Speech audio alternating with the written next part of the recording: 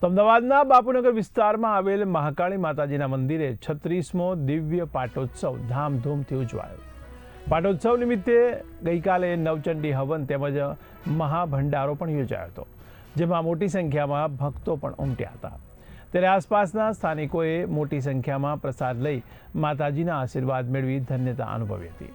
તો બાપુનગર સ્થિત આ મંદિર આસ્થાનું કેન્દ્ર છે.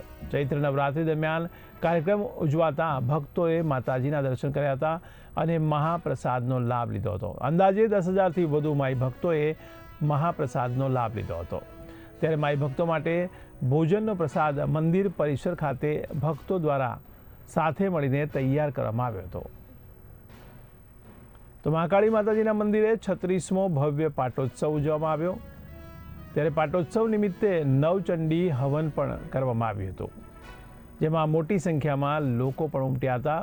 ત્યારે મહાકાળી માતાજીના મંદિરે 36મો દિવ્ય પાટોત્સવ ધામધૂમથી ઉજવવામાં આવ્યો છે, જેમાં પાટોત્સવ નિમિત્તે ગઈકાલે નવચંડી હવન પણ યોજાયો હતો. ત્યારે મહાભંડારા સાથે આ હવન યોજાયું, જેમાં મોટી સંખ્યામાં ભક્તો પણ ઉમટ્યા હતા. ત્યારે આસપાસના સ્થાનિકોએ મોટી સંખ્યામાં પ્રસાદ લઈ માતાજીના આશીર્વાદ મેળવી ધન્યતા અનુભવી હતી.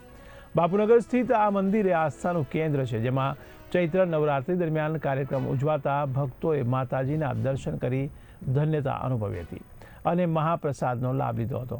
અંદાજે 10,000થી વધુ માઈ ભક્તોએ મહાપ્રસાદનો લાભ લીધો. ત્યારે મંદિર પરિસર ખાતે ભક્તો દ્વારા સાથે મળીને આ પ્રસાદને તૈયાર કરવામાં આવ્યો હતો.